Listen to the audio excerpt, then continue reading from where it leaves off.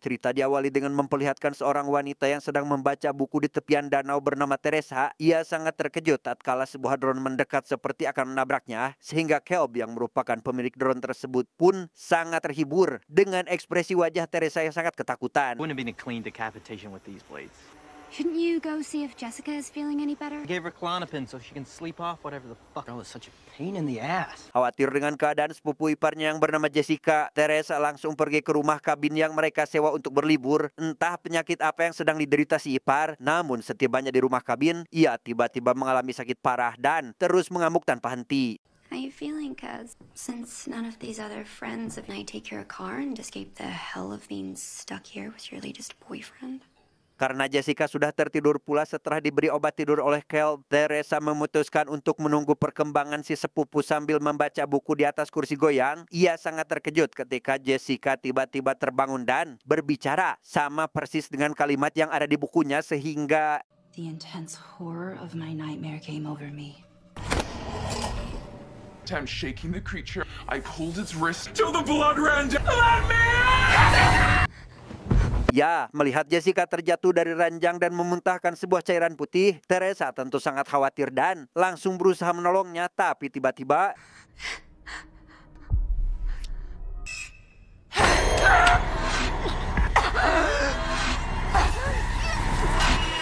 Who's the brainless? tak lama, Caleb yang sedang kencing di tepi danau tiba-tiba dikejutkan dengan Teresa yang kepalanya sudah berlumuran darah. Tak hanya itu saja, Jessica yang menyusul di belakang sambil membawa kulit kepala Teresa pun langsung mengambil drone tersebut dan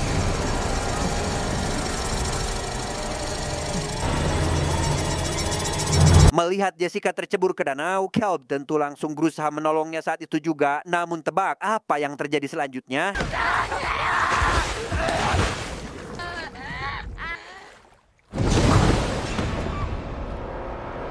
Dan inilah Epil Deadrice.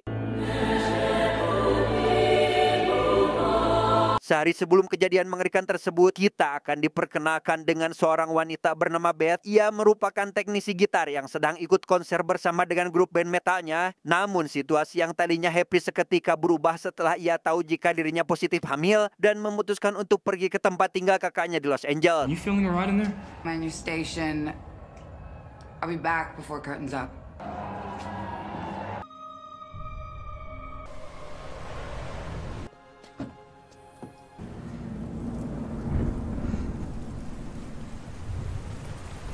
Dia bernama Ellie, kakaknya Beth yang merupakan seorang seniman tato sekaligus ibu rumah tangga yang mengurus 3 anaknya sendirian. Seperti keluarga pada umumnya, Ellie dan anak-anaknya hidup dengan harmonis meskipun sering terjadi keributan antara mereka. Mom says turn the music down.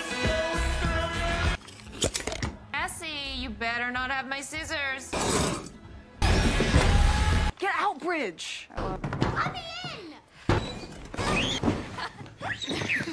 Ketika Ellie sedang sibuk mewarnai rambutnya, ia mendengar suara bel rumahnya berbunyi. Namun karena tak ada yang membukakan pintu, Ellie terpaksa harus membukanya sendiri meskipun rambutnya belum selesai dibilas dengan sempurna.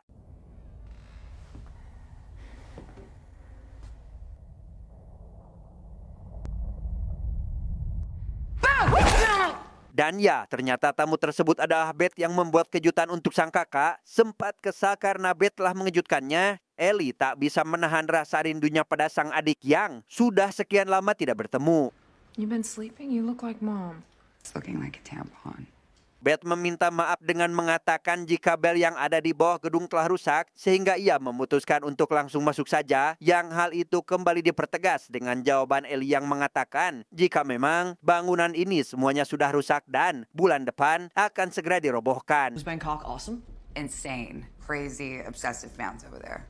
Did you drink snake blood? Hey, that's culturally insensitive. Beth kemudian bertemu dengan keponakan-keponakannya yaitu Denny, seorang DJ yang sering mengadakan konser solo di kamarnya, Bridget, si wanita cerdas dan kritis, dan Casey, si bungsu yang saat ini sedang anteng bermain dengan tongkat berkepala boneka buatannya. Only believe what I can see. Us rock chicks only. Don't indoctrinate her into your groupie world. Dalam pembicaraan yang berlangsung, situasi mulai canggung setelah Beth membahas ayah mereka di depan anak-anak, sehingga Ellie dengan cepat menyuruh Denny dan adik-adiknya untuk membeli pizza sebagai caranya untuk mencairkan suasana.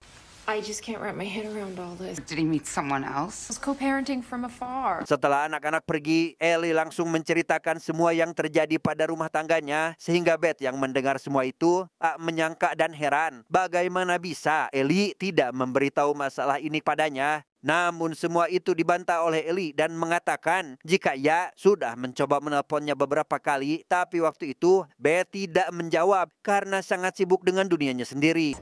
Ellie, we need to talk this through properly.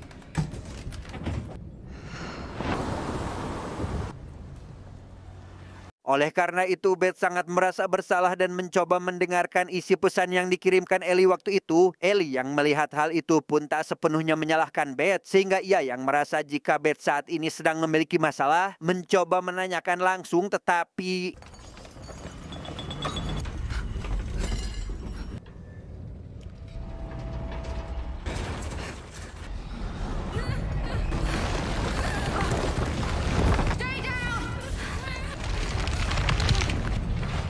setelah merasakan gempa yang cukup besar, anak-anak yang saat itu baru saja akan pulang setelah membeli pizza menemukan lubang retakan bangunan yang ada di parkiran. Danny yang merasa penasaran dengan lubang tersebut mencoba untuk melihat sendiri ke dalam dan menemukan sebuah ruangan penuh dengan berkas-berkas aneh, beberapa piringan hitam, tanda salib di mana-mana, serta buku aneh yang dibuntel dengan kain.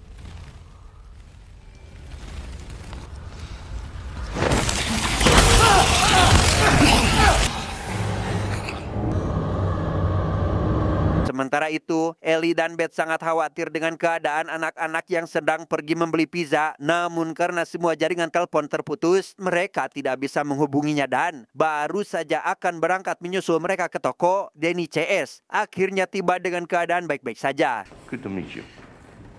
You never take the elevator after a quake. Bridget dropped the pizza. Honey, I love you guys so much more than pizza. Di kamar, Danny bersama Bridget melihat buku misterius yang tadi mereka temukan. Namun anehnya, buku tersebut seperti terkunci atau tersegel dan tak bisa dibuka. Danny yang penasaran dengan isi buku tersebut pun memaksa untuk membukanya sehingga... Just leave it, Dan. Let me see it.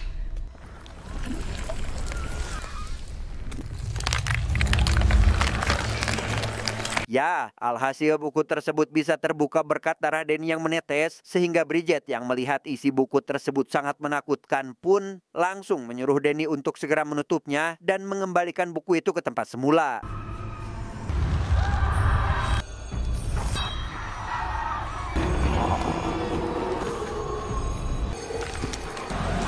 Dengan alasan ibu mereka tidak akan mengizinkannya keluar lagi malam ini, Danny berjanji akan mengembalikan buku tersebut besok pagi. Padahal itu hanya akal-akalnya saja agar bisa lebih dalam mencari tahu tentang buku tersebut.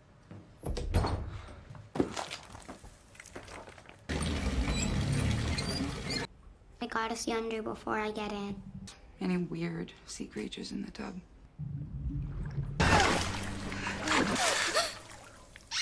Tak hanya itu, Danny rupanya membawa 3 piringan hitam yang ada di sana. Karena sangat penasaran dengan isi piringan hitam tersebut, Danny langsung memutarnya satu persatu dan ternyata...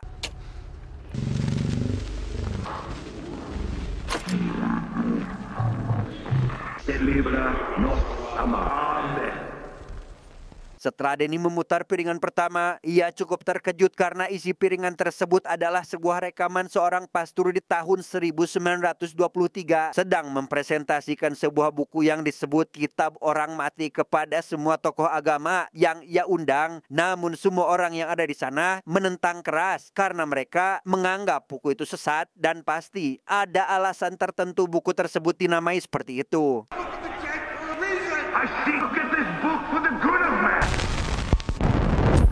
Penasaran dengan kelanjutannya, Danny kemudian memutar piringan kedua di mana dalam rekamannya pastor diam-diam menerjemahkan isi buku tersebut dan membacakannya secara langsung sehingga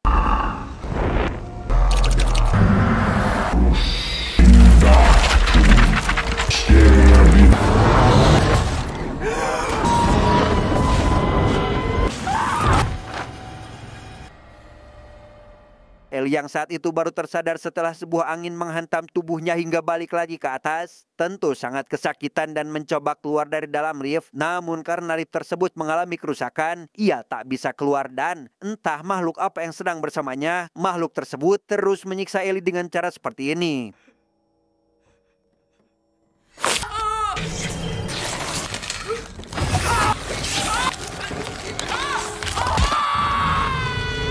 Karena seluruh gedung mengalami korsleting listrik, Beth bersama Casey langsung mencari yang lainnya. Mereka sangat heran ketika melihat Ellie sedang memasak telur dan berbicara ngelantur, sehingga How much I wanted to cut you all open and climb inside your bodies.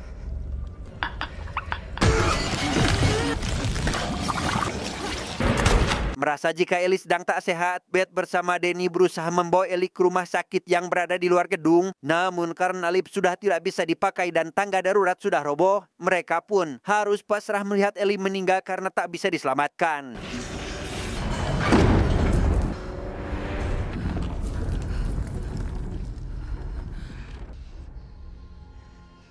Menganggap jika Ellie sudah meninggal, Beth yang saat itu ditemani oleh tetangga yang bernama Gabe bersama seorang kakek tua bernama, kita panggil saja si kakek, berusaha menutup mata Ellie yang terus melotot. Entah melihat apa, jaringan yang masih belum stabil pun membuat mereka tak bisa menelpon medis, sehingga mereka hanya bisa mendoakannya saja.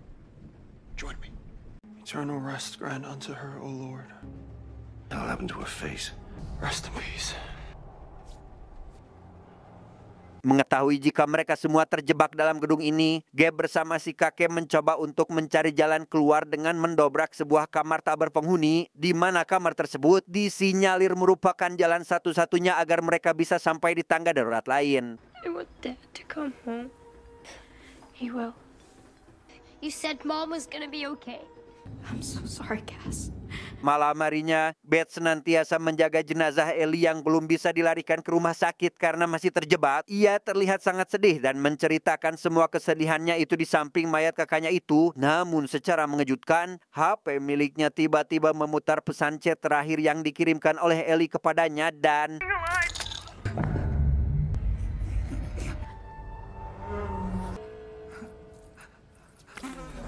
tak apa yang terjadi pada Matt Ellie, ia tiba-tiba terbangun dan hidup kembali, sehingga Beth yang baru saja mendengar pesan suara jika Ellie sedang kepanasan pun langsung menggotongnya dengan Danny ke bak mandi sehingga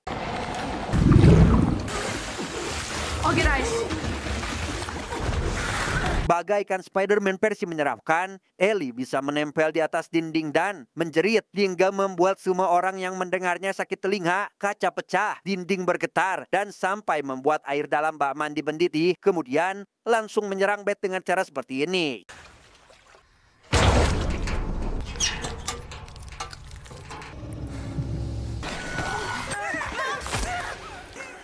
Pendengar Bridget berteriak menyuruhnya untuk berhenti. Ellie langsung terdiam dan seolah memiliki sisi kelembutan Ellie dulu. Namun itu tak berlangsung lama karena ia langsung melompat ke arah Bridget dan Free from all you titty sucking parasites.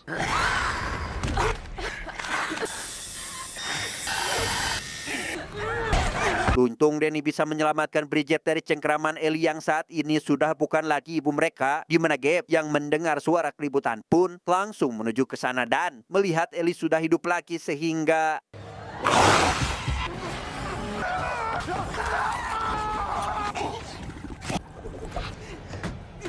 setelah pintu dikunci agar Ellie tak bisa masuk, Beth melihat sendiri Ellie menghabisi semua orang atau tetangga yang berada di luar, termasuk Gabe dan si kakek yang melakukan perlawanan terakhir dengan menggunakan senjata laras panjang.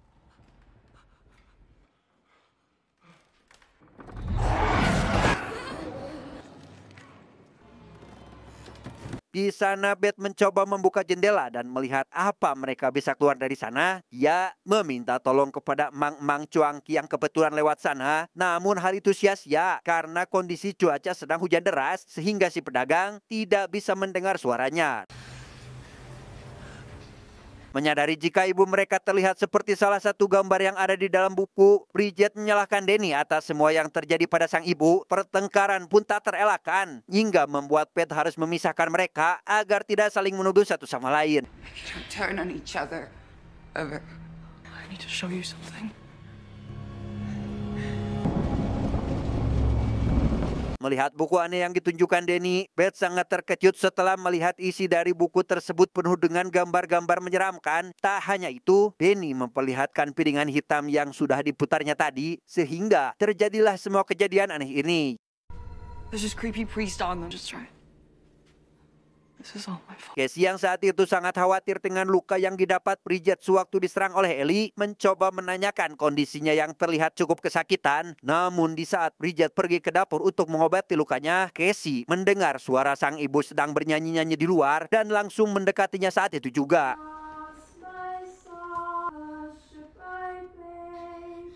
Oh, there you are. Sebagai anak bungsu yang masih membutuhkan kasih sayang seorang ibu, Casey yang masih polos pun sangat gampang untuk dibohongi dan dibujuk oleh iblis yang merasuki ibunya untuk membukakan kunci pintu tersebut sehingga Do it for Mom and Dad.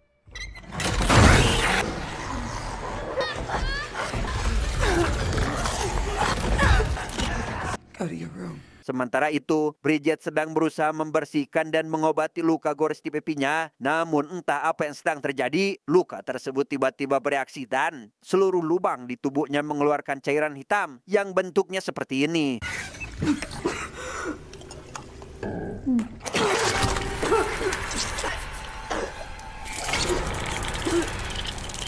Mendengar keributan yang berasal dari arah dapur, Beth langsung memeriksanya dan melihat kondisi dapur yang sangat berantakan. Ia yang juga melihat Bridget saat itu sedang cingogok di atas wastafel, lantas menghampirinya dan tebak apa yang sedang ia lakukan? What are you looking at?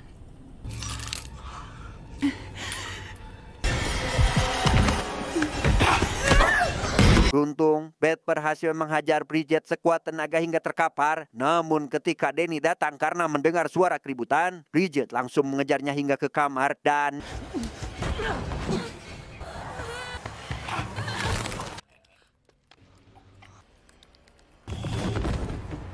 Setelah Bridget berhasil dilumpuhkan, Danny berinisiatif untuk membungkus dan mengikatnya di ranjang. Hal itu ia lakukan untuk berjaga-jaga jika nanti Bridget bisa hidup kembali. Di sana Beth mengatakan jika ia ingin sekali mendengarkan piringan hitam yang belum sempat ia putar. Bukan apa-apa, Beth sudah tak tahu harus berbuat apa lagi untuk menghentikan semua kegilaan ini. Oleh karena itu, ia harus mencoba segala cara, termasuk mendengarkan semua piringan hitam. Berharap ada cara untuk menghentikan iblis tersebut.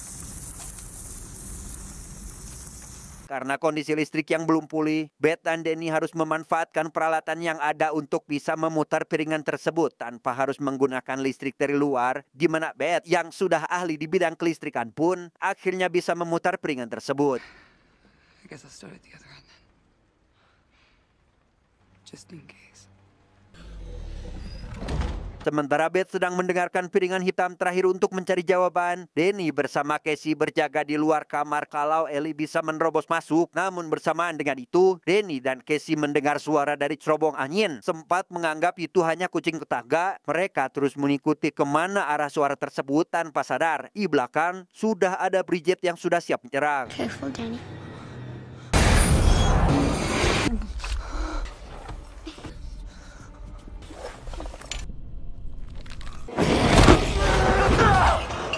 Ya, meskipun Danny sudah sangat terpojok karena tubuhnya terus ditusuk oleh Bridget, Danny akhirnya bisa membakar Bridget dengan cara seperti ini. You should have put the book back, Danny.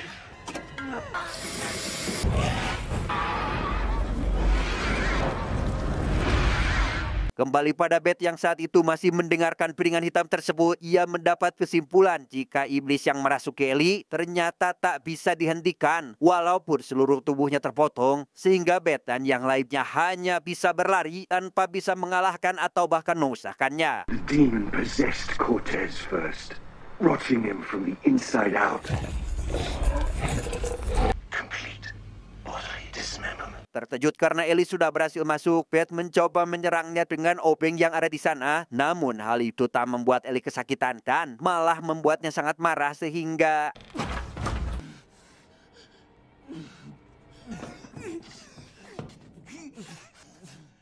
Ketika Beth terkapar dan melihat Danny sudah dalam keadaan sekarat, Ellie kembali menyerangnya dan berusaha merobek perut Beth yang ternyata sedang mengandung tetapi... Two souls?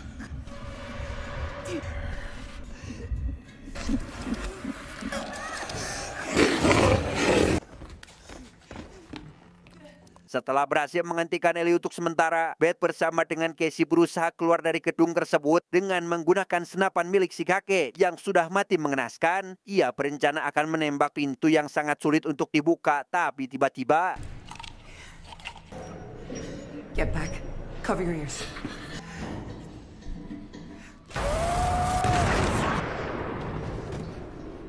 setelah Beth menembaki Ellie hingga semua kaki dan tangannya terputus, ia sangat terkejut tatkala semua mayat yang ada di sana hidup kembali, sehingga Beth bersama Casey langsung masuk ke dalam lift untuk bisa keluar dari gedung.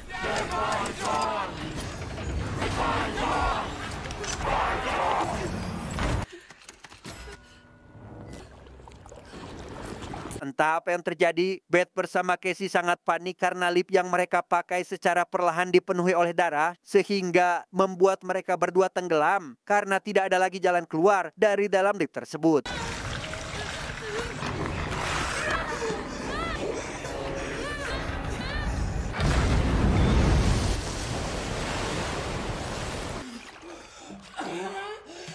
Dan ya, setelah keluar dari lift, Beth bersama Casey lantas segera pergi dari sana menggunakan mobil yang Beth kendarai, tetapi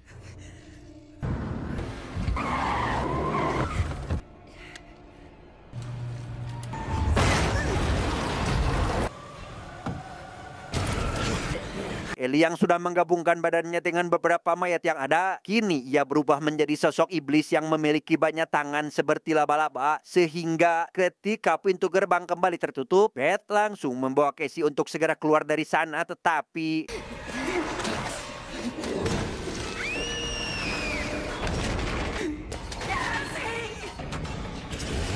ya, karena Casey malah tertangkap oleh Ellie, Beth lantas kembali untuk menyelamatkannya dari ancaman Ellie yang sudah siap untuk memotong leher Casey dengan gergaji mesin. Namun setelah Beth berhasil mencegahnya dengan tembakan, ia malah terpojok setelah Ellie terus menyeretnya ke mesin penghancur kayu yang ada di tempat tersebut.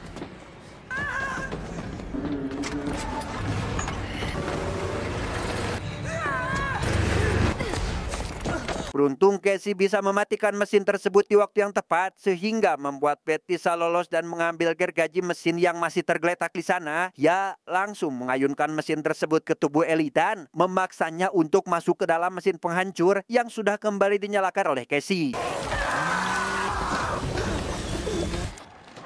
Setelah berhasil menghancurkan seluruh tubuh Ellie, Beth bersama Casey langsung keluar dari gedung apartemen tersebut dengan keadaan tubuh berlumuran getih sambil membawa gergaji mesin untuk berjaga-jaga jika nanti iblis tersebut kembali hidup dan mengincar mereka.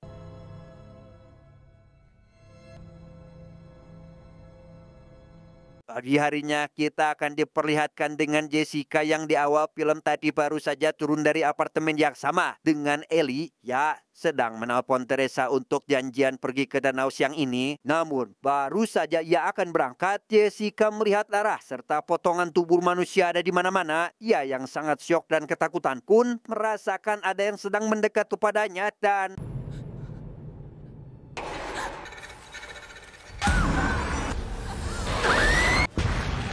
tamat ending yang sangat membagongkan. Pesan yang bisa kita ambil dari film ini adalah kejahatan bisa muncul di mana saja, bahkan di tengah keluarga yang terlihat tanpa biasa. Film ini mengingatkan jika rasa takut, keputusasaan, dan kurangnya kasih sayang dapat menjadi celah bagi iblis untuk bisa masuk ke dalam diri. Ingat, kejahatan tidak pernah benar-benar mati. Dia hanya menunggu tempat baru untuk bersembunyi. Saya John mewakili jajaran direksi yang bertugas mengucapkan terima kasih dan sampai jumpa di video selanjutnya. Adios.